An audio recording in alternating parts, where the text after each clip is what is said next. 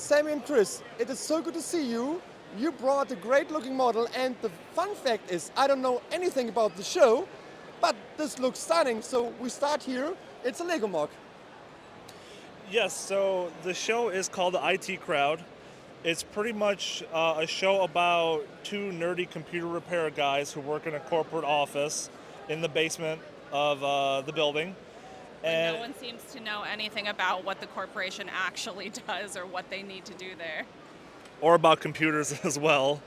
And it's just a lot of British humor and it's a lot of crazy antics.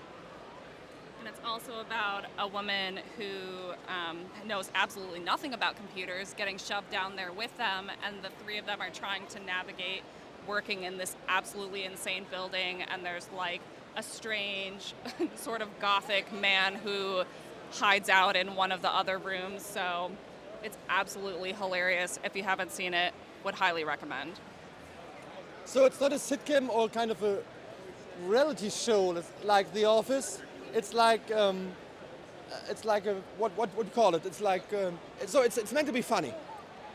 Yes, it's a little bit like The Office with more like nerdy computer talk and the crazy British humor. It's different in that, like, they don't know they're being filmed, like, they just are going about their daily activities, but it's a very similar kind of humor, but very British, very dry. So thank you so much. I don't have to use Wikipedia now. But now let's talk about your build here, because again, this looks really good. Let's start on the left. So what has been the biggest kind of challenge while you were building this? Probably the biggest challenge is the scale.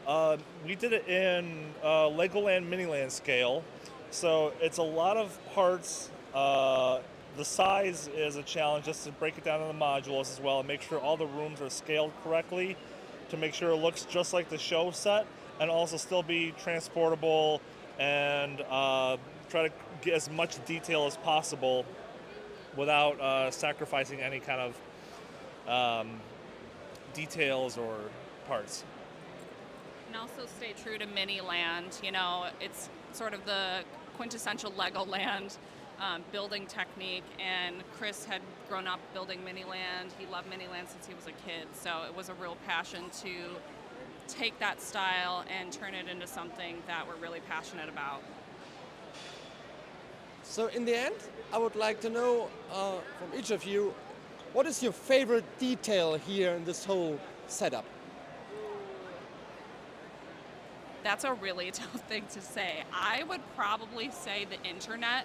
For me, those who know the show, it's in Jen's office. Somehow they convinced this woman who knows absolutely nothing about anything to do with computers that the internet lives in a plastic black box with a little red light on it. And she is so excited that she gets to use the internet in a work presentation. And Chris built that, and it's just so funny, and it's such a small detail where people come up to us and are like, "Where's the internet?" I'm like, "It's in Jen's room." How about you, Susan? Yeah, and then my favorite thing, which was probably the hardest thing to build, was the server panel in Richmond's room. I pretty much tried to mimic the exact server in the show where all the little LEDs are where they're supposed to be. The ones that blink in the show are also blinking in this model. And in one instance, there's a scene where the character says, "I don't know what any of this does. What do these do?" It goes flash, flash, wait for a bit, double flash. There are two LEDs that actually will do the flash, flash, double flash sequence. So that was a detail I was really happy to do, really proud of. So what I have to do, I have to reach out. No, wrong way. So what I have to do, I have to watch the show. So, and you have to reach out to the showrunners because I think they would love this model. Thank you so much, and hope to see you next time. Thank you. Looking forward to seeing you come back next year for Brickworld, and maybe we'll have some more crazy TV show builds as well. Yes, absolutely. Thank you so much. It was really a passion project for us. So to see so many people excited about it, even those who haven't necessarily seen the show, it really makes it worthwhile.